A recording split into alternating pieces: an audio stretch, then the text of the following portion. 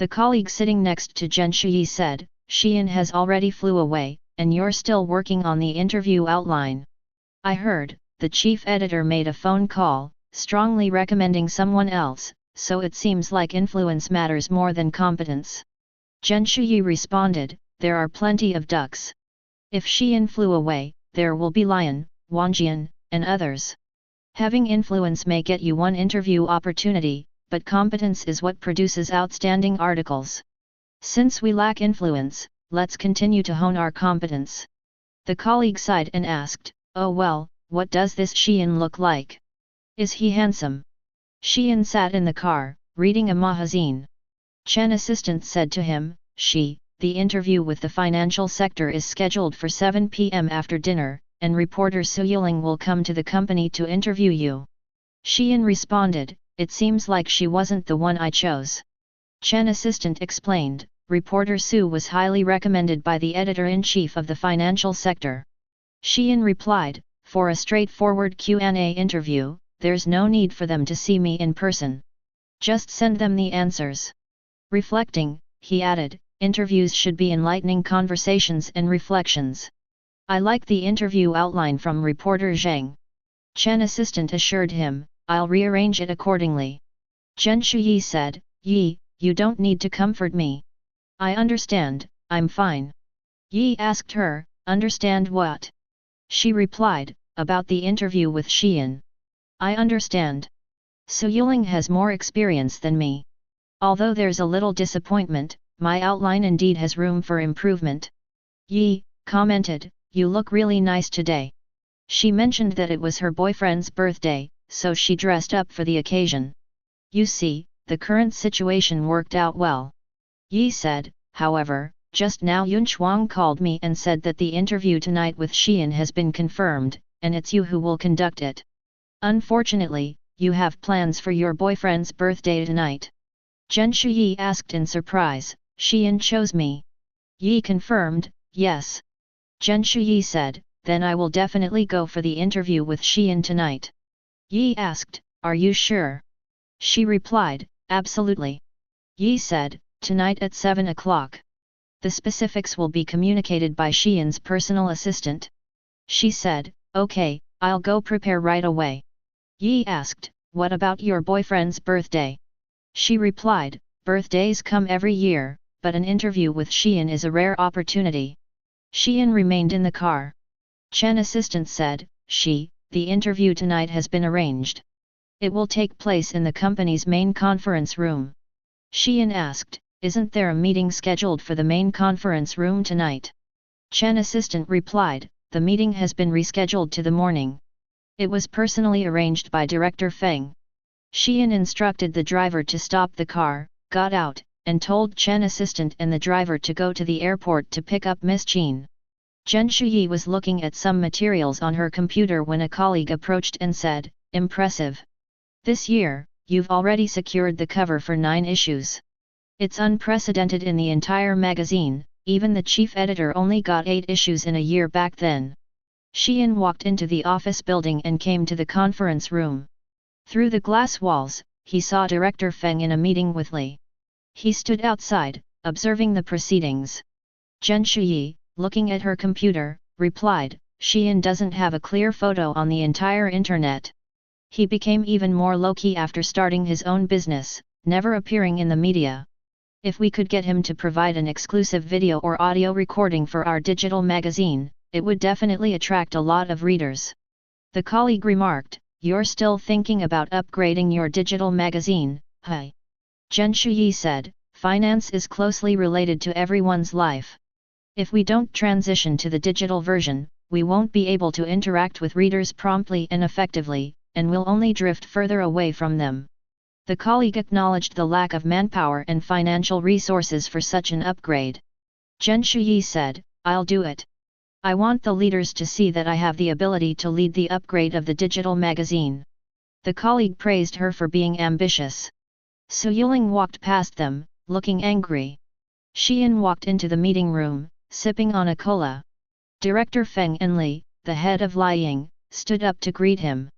However, Xian walked towards Manager Chen, handing him his usual chilled cola, and said, I've already looked at the updated information and data you provided on the way here. It looks good. Chen mentioned they had only finalized it late last night. Xian instructed someone to take Chen to rest for a while. He then sat down with Director Feng and Li. Xian mentioned that he had reviewed Li Ying's information but hadn't seen their plan for technological improvement. Feng explained that Li Ying is an established company. He emphasized the close relationship between Li Ying and Yun Chuang, mentioning the shared difficulties during Xian's father's tenure. Xian responded, "My father also had high regard for Li Ying. However, speaking strictly from a business standpoint, investment is essentially purchasing future value. If Li Ying wants to collaborate with Yun Chuang, they should present a plan to enhance their core technology. After all, we are an investment company, not a charity, right?" He then stood up, extended his hand, and said, "Thank you for your valuable time today." Li didn't shake hands with him. Xian said, "I'll trouble Director Feng to see Li off." Li, angry, left the room, and Feng apologized, calling after him as they both exited. Xian and Manager Chen walked out of the meeting room. Xian told Chen, "Breaking through technological barriers takes time, but once achieved, it will be a revolutionary boost for our domestic semiconductor industry. So, give it your best. Build our own patents. I have great confidence in you, and Yun Chuang will provide you with the maximum support." Chen expressed gratitude. Director Feng stopped Xian and said, "Let me be straightforward. The owner of Li Ying is an old friend of your father and Mr. Tian's. If you insist on choosing Lin, it might be challenging to convince the board." Xian responded, "Negotiations are the fundamental part of investment. If you can't even manage the time of the investors, how can I trust your judgment on the project? Yun Chuang invests in future trends, not personal relationships." Xian received a call from his niece, questioning why he had changed his mind about personally picking her up as they had agreed. He explained that something urgent had come up, but his niece complained, saying he didn't love her anymore. Xian, pressed for time, told her he had other matters to attend to and ended the call. Chen assistant informed him that Xiao Guan had invited him to a party at Huana Manor tonight, insisting that he must attend to meet someone important. Xian checked the information sent by Xiao Guan on his phone and agreed to attend. Chen asked about the financial sector interview, and Xian instructed him to explain the situation and reschedule the appointment. Zhen Shuyi called her boyfriend from the restroom, telling him that she had to interview Xian tonight. Her boyfriend complained, saying he only celebrated his birthday once a year. She apologized, saying, "I'm sorry, but the interview with Xian is a rare opportunity. I've been preparing for over 2 months, and it's Xian who specifically requested me. If I don't go, we might miss a great chance for the next issue of the magazine." Her boyfriend said he understood and told her to focus on the interview. She thanked him and promised to make it up by finishing the interview within 2 hours. She assured him they would still have time for candle blowing and cake cutting afterward. Her boyfriend agreed and told her to let him know when she was done so he could pick her up. Zhen Shuyi walked out of the office and received a call from Chen assistant, who informed her that Xian had some unexpected matters to attend to, and the interview scheduled for tonight was cancelled. They would need to arrange for another time. Zhen Shuyi asked Chen assistant when the rescheduled time would be. Chen replied that the earliest they could arrange would be next week. She expressed concern that the magazine would definitely miss its deadline next week. Chen apologized, stating that Xian's schedule was fully booked, and there was little they could do. Zhen Shuyi called her friend Shan Shan and said, "Shan Shan, you're the #1 fairy in Zhongcheng. You must be able to help me find out where Xian will be tonight." Shan Shan replied that she didn't know Xian personally but mentioned that Xian is good friends with Guanji. Moreover, Guanji has a party tonight. Zhen Shuyi arrived at Huana Manor and called Chen assistant, informing her that she had reached Huana Manor. Chen assistant, surprised, asked, "You?" Zhen Shuyi apologized, saying she came uninvited but due to the tight schedule. She requested Chen assistant to convey to Xian that she would wait for him tonight, no matter how late, and would then quickly conduct the interview. Zhen Shuyi overheard people at the entrance discussing Xian and Guanji, mentioning that one of them is timid, the other loves to play, and they even brought in some expert from abroad. The general sentiment was skeptical about their potential for achieving significant success. Xian was in the dressing room when Chen assistant approached and said, "Zhen Shuyi is waiting outside, hoping that you can spare some time tonight for her interview." Xian responded, "Wasn't the interview rescheduled? I informed you about it." Chen explained, "I did inform her, but she mentioned that if the interview doesn't happen as scheduled, the magazine will miss its deadline, so she came on her own." Xian replied, "It's not possible tonight. It's hard to get a cab here. Arrange for her to have dinner and then send her back in a car." Zhen Shuyi also saw Professor Yu Yu's resume: Harvard University, Cambridge University, dual PhD in economics and finance, soon to be the youngest professor at the School of Finance. She started feeling a stomach ache and took out some medicine, realizing there was no water in her cup.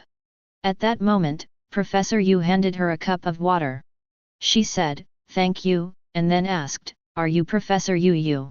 He inquired, "You know me?" She explained that she was reading some of the articles he had written, particularly the ones on the financial impact of technological development.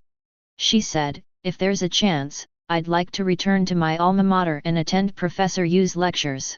He asked, "Are you also a graduate of the School of Finance?" She replied, "Yes, now I work in the financial sector as a journalist." Someone called for Professor Yu, and Zhen Shuyi suggested, "Let's exchange WeChat so we can keep in touch." Xian and Chen assistant walked through the corridor and saw Professor Yu and Zhen Shuyi exchanging WeChat. Chen said, "That's Zheng, the journalist from the financial sector." Xian recalled hearing Zhen Shuyi's name at an awards ceremony before. He thought about approaching her to say hello. At that moment, Guanji arrived and called out to Xian. Professor Yu noticed Guanji and said goodbye to Zhen Shuyi. Zhen Shuyi saw Professor Yu entering with a group of people and realized that Xian must be among them. She hurriedly followed, but it was too late. Chen assistant closed the door, stopping her, and said, "I'm sorry, Zheng reporter, but Xian indeed has no time tonight. However, he will arrange your interview as soon as possible." Chen assistant then asked, "You haven't had dinner yet, right? Let me take you to grab something to eat, and then I'll arrange a car to send you back." She declined, saying someone was coming to pick her up. Xian, holding a glass of wine, walked up to Professor Yu and said, "Welcome back to the country." Professor Yu thanked him, and they started discussing financial topics, engaging in a speculative conversation. Xian expressed his happiness that Guanji had invited him back and mentioned that he looked forward to consulting with him in the future. He added, "The future is limitless for Yunchuang, and we can learn from each other." Guanji announced to everyone, "Tonight's guest of honor, our strategic consultant at Guan Group, Professor Yu Yu, a scholar in finance. Let's give him a round of applause." Guanji wanted to introduce Yu Yu to Xian, but Xian declined, noting that they were already acquainted. Guanji mentioned that Xian had been eager to meet Yu Yu for a long time, and he hadn't seen Xian showing such interest in a girl before. Yu Yu jokingly said, "It's Mr. Shi's charm." Guanji interjected, saying, "All right, the great man is now at our service. I'm sure my old man at home will support us. Next, it's up to you to deal with those old fossils at Yunchuang." Xian replied, "No rush. I'll take it slow." Guanji said, "So now we are the three musketeers of Zhongcheng, the sharp blades unsheathed, unstoppable in every way." Zhen Shuyi walked out of Huana Manor, and it was pouring rain outside. She held an umbrella, standing on the street, waiting for her boyfriend to pick her up. Several passing cars stopped to ask if she needed a ride. She explained to each one that her boyfriend was on his way and would arrive soon, thanking them for their kindness. However, the person in the last car commented, "Why are you still standing here with a boyfriend?" Angrily, she retorted, "Who said you can't stand here just because you have a boyfriend?" Xian and Chen assistant came out and saw Zhen Shuyi standing by the roadside. Xian asked Chen, "Didn't I ask you to call a car for her?" Chen replied, "I told her I could arrange a car for her, but she said she didn't need it, someone was coming to pick her up." Xian said, "In such heavy rain and cold weather, let's go over and pick her up." Zhen Shuyi saw another car stopping in front of her. Angrily, she closed her eyes and said, "I've said it before, my boyfriend will be here soon. You can go on your way.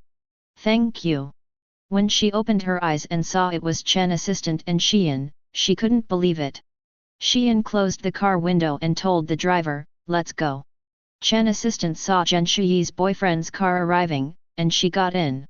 Chen remarked, "I didn't expect her to really have a boyfriend." He mentioned that he had spoken with her several times today and felt that she was easy to talk to. He speculated that her frustration might be due to the unsuccessful interview and the persistent attempts at conversation despite the cold weather. Zhen Shuyi sat in the car with her eyes closed. Her boyfriend apologized, "I'm sorry, the rain was heavy today, and the roads were difficult to navigate.